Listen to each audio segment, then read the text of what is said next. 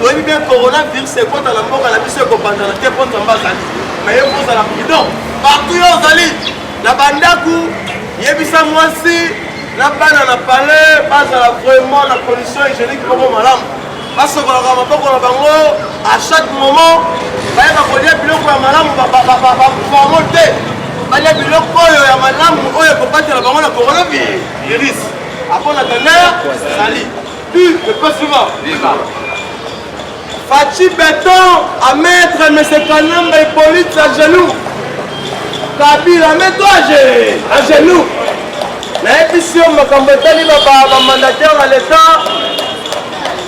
Kabila n'est pas de sécurité. Alors, il me conduit un peu comme Fachi Béton.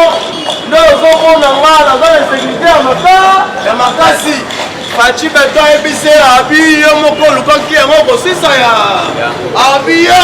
Infiltré par généraux d'ailleurs pour qu'il ait vraiment là pour passer la main écoute pas créer les mots dans fiscal pour mettre un coup d'état dans le boc à la main mais dans l'émission tous les campagnes on a des voilés Kabila habité on a un mandataire à l'état dans ce moment il a même pas refroidi ça là au moni no mot pour ça ligne au renommé dans l'émission on a mis sur la carte FC 16 ans divisé en deux parties Kabila habité ngande nazawa procès nanga te komi nzela makambo etali chebeya makambo etali désespère okoskota ngana na miso masole etali kapel kate baosamisa procès na stade de martyr okozala public puis le festival na ebisi yo tous les campagnes ya M. Kanamba et Hippolyte ezobima na poisa bajif yo moko omonaki Fachi Béton akendaki na Israël aki aloni nzete oyo ya république démocratique du Congo na Israël bango mpe baabi bazoyela Congo kolona nzete nayebisi yo boye papa na ngai babailleur de fonds opérateur économique na mix oyo bazowelela Congo yango moni bandoki bafongoli misu babi te kuna mpe fototinda coronavirus ebeta masolo yango po batimbeli babike coronavirus papa na mboka na biso Congo sur 100% ya baproduit tosalelaka 85% ezaka importe ezaka libanda so boyebi te yebisa ngai bakanga bafrontière lelo estce bavetiere wana bakoya soki baétat condition hygiénique ya mboka na biso bafoule partout ne peut suivre ne peut suivre nayebisi yo peuple congolais fozala vigilant kofongola miso namoni na ndako na biso tolami bapaster bapa ebele baye na mboka na ndako na biso ndako eyambaka bapaeza ndako epambo libongo to bongo te tobengi chinois aya abeta biloko tobetele maboko makasi chinois avola bongo de paix c'est vif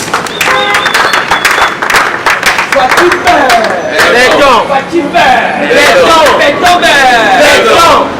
bakosaka population te olandi Martin Madidi lelo ayambi makambo ya corona kasi kototuna ye vérité des ine ekenda wa baorganisation mpe ekenda wa lelo alingi ayamba oyo tobengi coronavirus yaya ngana ye koyebiso soutenir Fachi c'est votre président monde mobimba va comprendre que non diplomatie azobeta même tous les présidents africains il ne peut se vivre tolobi boye cordon tolobi boye bandeko na biso bayaka nde baza wana bata nini ya bandundu ya boye te bata bandundu bango nde babénéficie na bokonzi ya chef de l'état bata ya liboso parce que bango balingi aseme ebele na aseme balingi ebele wana yango moni premier bénéficiaire eza nde bango bayaka batika kofinga Fachi Béton parce que soki tofinga bango mingi bafinga mingi mbongo bazolia wana mabumu na bango na bana bayaleka pulupulu en des heures merci beaucoup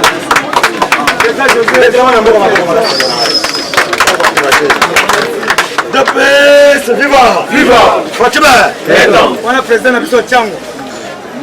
En tout cas, merci beaucoup. Actualité politique d'hiver. Au sommet, le Conseil des ministres au président de la République, Félix Antoine Tshisekedi un président qui lobby pour avoir des mesures fortes. Des mesures fortes ni bakozwa. Donc habiter dans la frontière zo kangama. Nous avons les commentateurs qui datent. Tokolobela, ba Burundais, autres suspectés sur les sols congolais. Tokolobela. Message, réponse à Jean-Marc Kabunda Kabound. Pour répondre mafieux. Peter Kazadi, Jacques Chaban, Nabatune Bakendeke pas, Mukuna, Pasteur Mukuna. Pas Pasteur Mukuna, par le but Pasteur Mukuna, nous sommes tous solo là. Au taquet Kabound dans Kaboya Balungwa. Mukuna posé une question moko. À lobby, Etienne Tshisekedi, qui vous offre un Kabound dans Kaboya Mingi. Etienne Tshisekedi a été docteur en droit. À comment la magistrature suprême, parce que silence va répondre. Donc, premier docteur en droit en RDC, Etienne Tshisekedi, a sali tout. À comment la magistrature suprême, Moutouna Moutoza a un destin à y a ce pouvoir, Etienne Tshisekedi a transmettre la Ouba non Nibalé. Félix Tshisekedi n'a jamais Kabound. Les autres, comme il a délimité, tu parlais de la nation. Vrai ou faux? Vrai. Quand on a bien allé au Oya. En tant que chef de l'État, commandant suprême, dans une année, commandant suprême des armées, pour les autres, on sentir que on va les autres là-bas qui bannisent. Ils ont sentir mort que vraiment mon Kozambo. Alors on va Congolais son. Dans les bandes de Mboka tourner la valeur parce que lui de paix ça a pouvoir. Deuxième question qu'on a posée par nous. Alors, et l'autre ligne, vous avez pour reprocher Jean-Marc Kabound. Oh, ma précieux, un homme qui a battu la partie, il y a une guerre aux Okawana, et sa guerre de positionnement. Ils ont déjà député. Aux Oluka, pas nommer les ressources mandataires. Mais ils sont parlementaires debout. Donc on s'est retrouvé à donc, pour la ligne, on va dire que tu vas partager elle va partager mandature. Pour la ligne, on va dire que tu vas partager. C'est-à-dire que ministre Makelele va se faire entendre que va se faire Kabound pas parce que tu as 26 postes. moitié. Donc, déjà, on a poste parlementaire debout, on va dire que tu vas se faire. Je ne sais pas Mukuna. Mukuna a dit que Kabound a un héros national. Héros à Makasi, Kabound a Zawana. Moi, Mukuna va nous expliquer. Tu as dit que papa a confié. Kabound a dit na force, a dit na temps, na privilège, il y a côté capacité. Oui. Dans la personne, il y a carton, il y a nommé au Premier ministre. Troisièmement, il y a un drapeau à partir. Il y a un statut. Il y a une signature à cacher à IDPS. Ils ont nommé le Premier ministre. Ils ont bon. Entre-temps, on peut engager le statut à partir. Ils ont engagé IDPS. En tant que président, il y a aussi une sécurité. Ah, tu es un Félix. Mon maman, mon mani Kabound a un avantage. Aux présidents IDPS, les plus écoutés. Aux présidents IDPS, aux Mbappé Sombongo, aux premiers ministres. Trois avantages à la fois. Ma personne peut se quitter directement, parce qu'on quitte directement, va quitter les métiers, va encercler. Kabound, premier ministre, président de l'IDPS, entre-temps, ma personne va carton bon, un million, au Kabila la Tindaki. De Mukuna Ibisi, un héros, à Boya. Comme Boyi, c'est tout la Kisayo. Tu as éliminé. Kabound a éliminé. Boko Kangate. Tu as éliminé moi. Mon avis, c'est le Kisayo. Moi, j'ai 17 ans. Mon frère. Déjà, ce que vous avez, ma qualité de spiritualité, on va trembler déjà. Au CD. Au CD. Baboumi Mwana. Bayena Boutou. Mon Mwana, yon de mototika to koto na ndaka to biso to enlever yo basa ele ko mokote Tshisekedi basa Félix asa ele ko mokote Félix asa moto na biso ayaka tout ça ba ko sae Kabound alobi net sortez de mon bureau, papa. Vite quitte la bambio, on se va nyumbango. Kabunda déterminé. Les lots a même sorti na pouvoir. 3 missions pouvoir. D'abord pour votre information, prêt à réussir déjà première mission na. Et là que nous va attaquer Kabunda. Va attaquer parce que plein au bien va combattre au Sahel na mardi. Message à Kabunda. Deuxième chose, message à Jean-Marc Kabunda lobby. Il dépasse aussi le pouvoir jusqu'à l'éternité. On laisse passer au Sahel. Na FCC.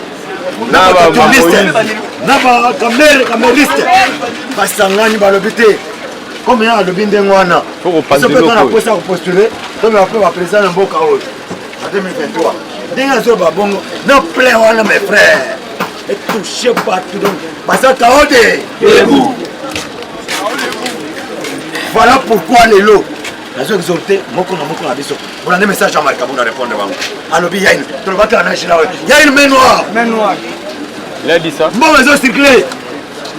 Ils sont disant que l'IDPS c'est Koufa. Ce qui devait se Koufi, en 2000, Félix d'abord a fragilisé. Pour votre information, ce qui Félix a fragilisé. Ce qui Félix a aussi mandaté. Pour votre information. Parce que, pas de Babangaka. Et ça, et là, Babanga Félix a l'émotion. Et ça, base de l'IDPS. Babanga a bien makasi. Vous êtes un véritable militaire. Jean-Marc Kabunda Ngazawana. L'Assemblée nationale. Il va combattre.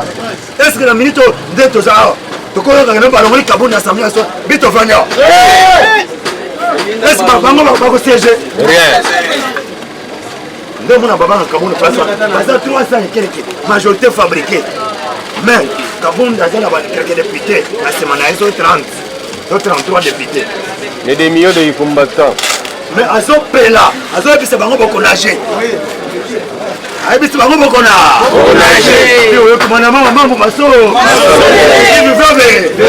Quatrième cas de coronavirus, tout le bateau, tout le bateau.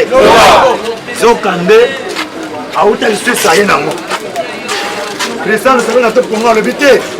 Quatrième cas de coronavirus, votre toit est à Zanango, à Ebani. Zokande, ancien directeur de Joseph Kabila. Kambila. Jean-Pierre Kambila. Kambila. Malobé a coûté en contact avec 600 personnes. La carte à 600 personnes. Là, on va compter avec l'autorité morale. L'autorité morale, il paraîtrait que Kabila a fait la coronavirus.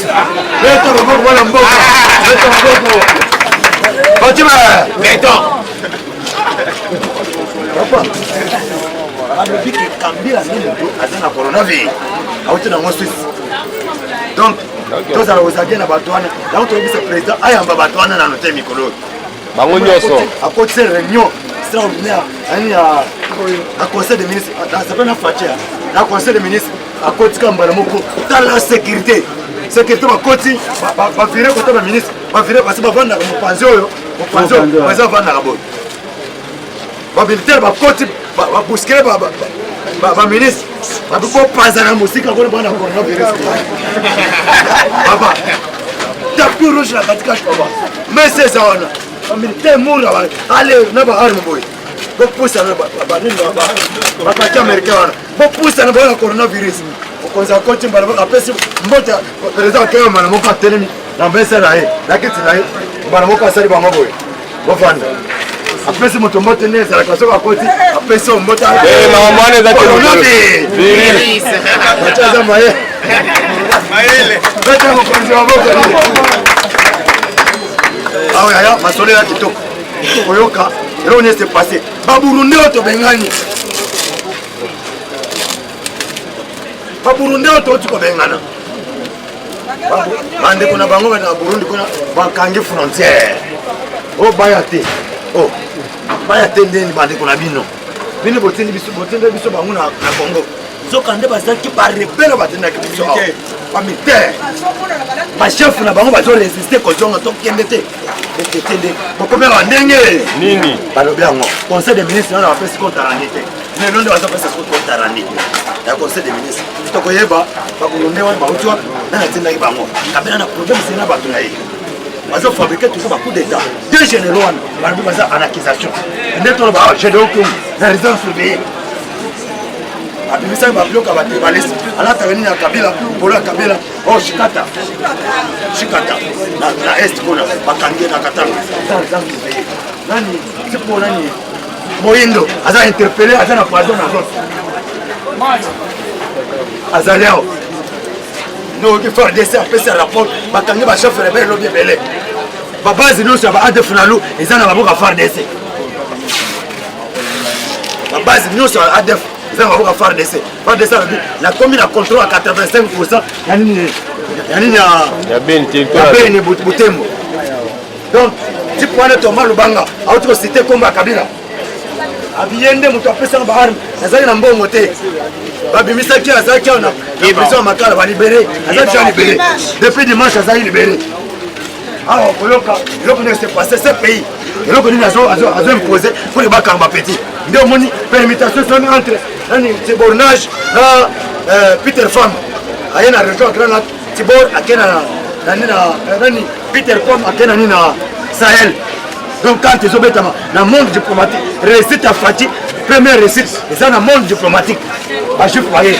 Je fabriquer ma tablette, ambassadeur, prophète, autre bengi rabbin. Rabbin qui a Yakawa. Pour Yakawa, à l'hôpital juif, Bazaki la messe, dimanche, c'est ma président. De 11h à 14h. Trois pasteurs, comme orateur, va féliciter l'élection de Félix Antoine Tshisekedi Tshilombo. balobi prière na biso eza likolo na ye oyo kotelemela kodaye yango tolobi ezala coronavirus tobakela yango tobakela yango fa maladi mabe président élément moko conséquence na bapays oyo eza bien organisé bopito eza à l'aise bazomemela bato bazali kofere na bandako bawenze fermé baeglise fermé baekole fermé barobo bazomemela bato biloko na bandako ayeti na palais azo biloko akolia apesi biloko akolia ndeko na ngai barobo yango foto telemba na prière moto epela etumba virus wana eza virus te eza esprit de mort esikila bapaye mpona koelimine bato totelema na prière parce que biso toliaka na prière na Congo tofimaka na prière so boyebi keno virus wana bokomoko amplifie yango eza maladi mabe eza maladi mabe tofinanaka na batransport l'Europe bato mingi baza na 80% ana possibilité ya kotombola voiture na ye moko mais maladi wana ezotaki bato bazokufa ebele ta na Italie mais awa na Congo tofina d'abord na transport kolala d'abord omona bato ebele desordre bakina bato ebele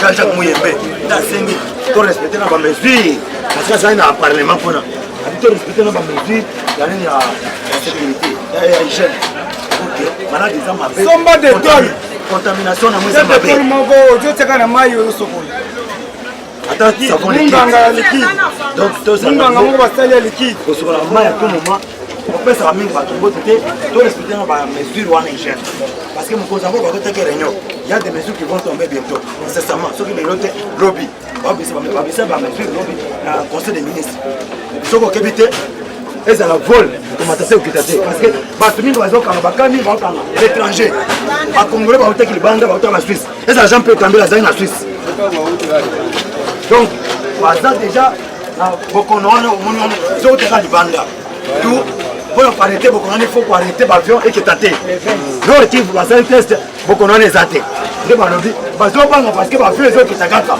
po bavio ezokisa bapayo baza na bapayo malade eza touché baya nango awa donc bazala vraiment effrayé babloqué bavion volemata te kita moyen Donald Trump a décrété état d'urgence alobi batya 85 milliards de dollars pour la relance économique parce que sinon monde crise ekota Trump alobi po matisa mbongo amati budget 85 milliards de dollars po bameke batya en jeu pour le monde entier pour la sauter ya coronavirus biket atia bamillion on a RDC tozwi déjà 19 millions mpona kotana makambo ya coronavirus donc carte eza wana coronavirus eza mabe tozala souple bandeko na ngai to respecter ma mesure d'hygiène. Mais awa biso tozaka mbamba na prière. To ba que la malade wana moto. Bon dimanche. To ba que la mofa fire. Les âmes peuple ma beso aux relevé. Les Satan zo bundisa Nzambi. Mais tout je nous franchirai devant les ténèbres. Donc vraiment aux a distrait to prier. Dans le moment je dis je pars avec le cœur. Maladi wana kuna bazo obligé bango bamela ba ya moto la biso wamela ba ya moto na biso na ndenge ya Chanel proposal na gene et puis bango baza koloba toza na maboko toza salite bona bona mais soki na makambo esali coronavirus bango balobela moto faut balobi ke biso bakongolais tobela ebola parce que toza ça c'est que vrai wana ozomipesa courage na biso opesa information ndenge ezobimela parce que biso oza ba leader d'opinion donc naza devant opinion nanga naza devant bandeko nanga baparlementaire debout fo na réveille bandeko nanga parce que nalingi na perdre bango te na réveille bandeko nanga bazala prudent c'est ça l'intellectualisme non devant opinion balobaka te ke malade wana eza lokuta non je peux pas dire ça ya une main noire qu'est-ce qu'il bon réseau bandeko nanga ça je vous dis je mets ma main à peu près baton basa action pas embatté oye biso de ça action oye molotov basa ngaye nazo témoigner ya tomoni awo bazo benga na matoyi na bengi chef yeyo na lobi tozo kende na yo il y a deux députés baza quelque part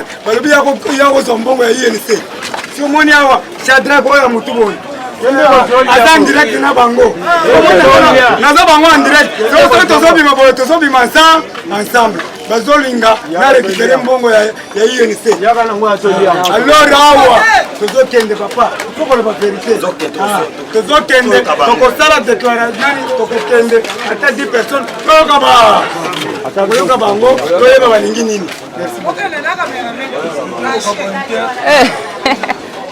Alors, combattants, de votre vigilant, vous nous circuler pour que vous neutraliser, vous tirer de peste.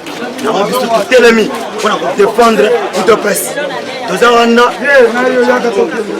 les droits. Nous sommes dans les droits pour défendre le parti.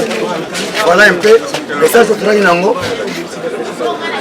Le message que nous avons parce que nous avons lobby. Mais il n'y a pas ça Jean-Marc Kaboun, mais il y a un mandat spécial.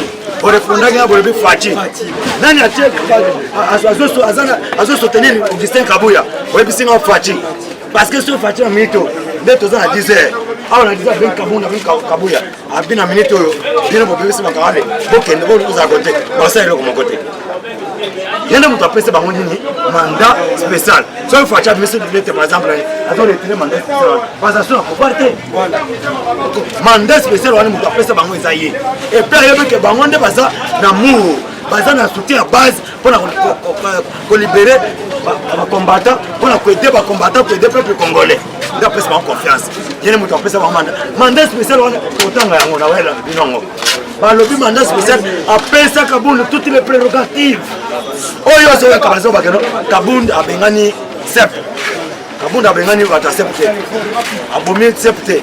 Sep présent à 35 membres. Et Sep présent à condition à boyer. Chaque mois, Champagne a 60 000 $. Dans le moment, après sur la campagne, autres qui n'ont pas présent juste 60 000 $ appréciés. Avec ça, la campagne à l'Est. À Milimbo Moana. La minute où on a bloqué, abouti quelques macambres élections. Il y a plusieurs partis. Bon, on va témoin électoral. On a tout ça là pour la tout ça, il va témoin. Bon, on va témoin qui est chaque mandat. Na tata wa mukolo tata wa zobenga wakenda.